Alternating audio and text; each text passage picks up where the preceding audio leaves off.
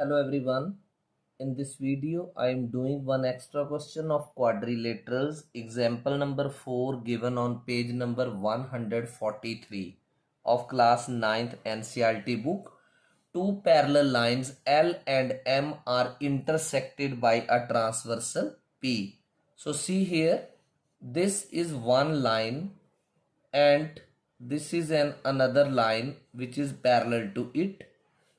These both lines are intersected by a transversal and the name of the transversal is P. Now we need to prove that the quadrilateral formed by the bisectors of interior angles.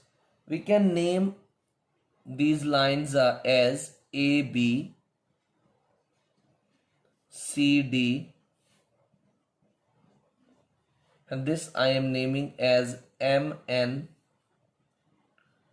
So this is one of the interior angles, this is another, this is third, and this is fourth. So the bisector, these I have named as MN, here can be named P, and this is Q. So this is bisector, this of angle P, and this is bisector of angle Q. This is a bisector of angle APQ, this one, and this is CQP's bisector, और अब PQD का bisector ये, और BPQ का bisector ये. तो PQ यहां पर कर देते हैं R पॉइंट और यहां पर S point. So we need to prove that this PRQS it is a rectangle, right? So for proving this we need to write given में क्या लिखेंगे? This AB is parallel to CD because AB means this line L, this line M, and we have further named, and MN be a transversal, MN be a transversal.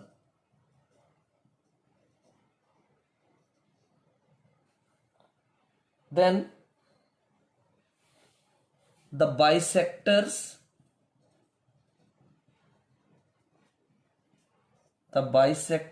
of किस angle के? Angle APQ, the bisectors of angle APQ and angle CQP meet at where? Point R. The bisector of angle APQ and CQP meet at R, and bisectors of angle BPQ and angle DQP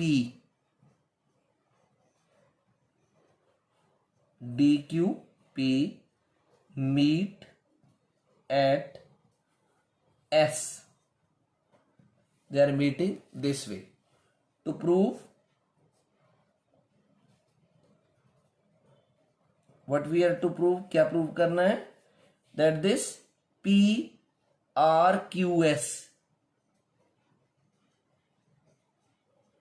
is a rectangle.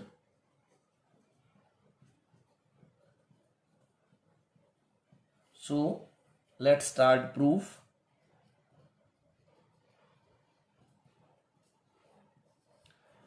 This AB is parallel to CD and MN is a transversal. तो ये angle APQ यानी ये angle और angle PQD यानी ये angle, ये और ये ऑल्टरनेट इंटीरियर एंगल्स है. तो आप लिखेंगे angle APQ is equal to, इसका नाम आप चाहे DQP लिख दो, एंगल DQP.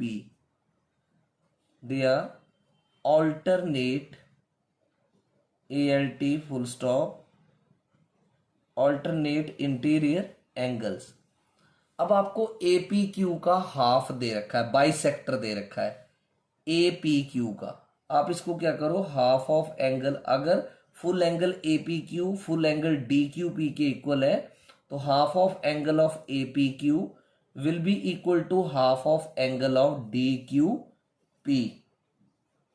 अब ए पी क्यू का हाफ यहां 1 लिख लो और डी क्यू पी का हाफ यहां 2 लिख दो, तो angle 1 is equal to angle 2, angle 1 is equal to angle 2। अब ध्यान से देखो इनकी नेचर क्या है 1 और 2 की, they are alternate interior angles but they are alternate interior angles. अगर ये दोनों ऑल्टरनेट इंटीरियर हैं तो इसका मतलब आरपी और क्यूएस जो हैं वो पैरेलल होंगे, therefore QS is parallel to PR, right. आगे लिखेंगे सिमिलरली, जैसे ये प्रूव किया वैसे आप ऐसे कर सकते थे पे angle BP Q plus angle D Q P, they are co-interior and here would have come angle 3 and 4, तो they will be alternate interior। तो आप ऐसे कर दो, similarly we can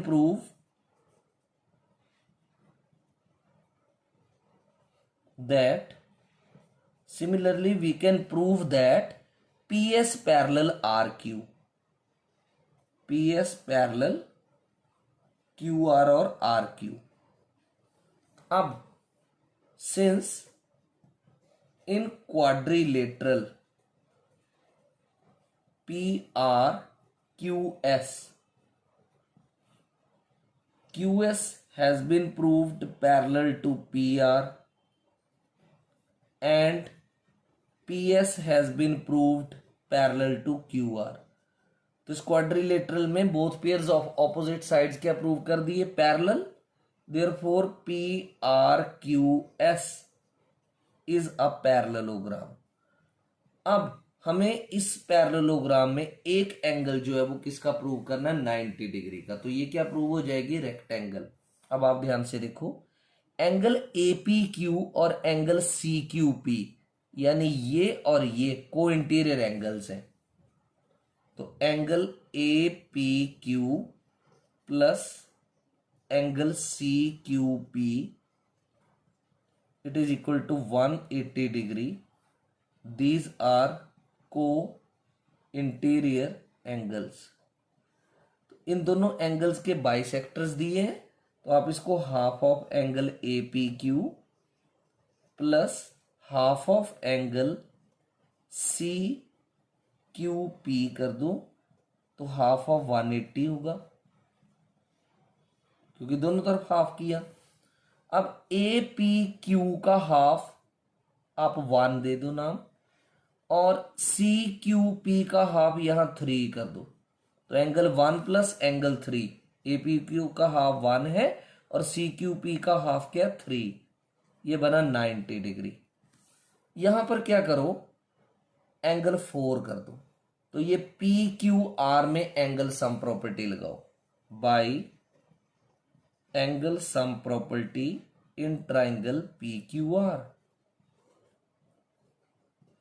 So if we apply angle sum property here, angle 1 plus angle 3 plus angle 4 it is equal to 180 degree।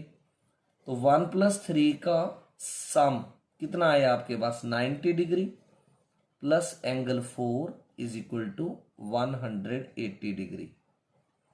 तो यहां से angle 4 आएगा 180 डिग्री माइनस 90 डिग्री, तो कितना आएगा ये 90 डिग्री।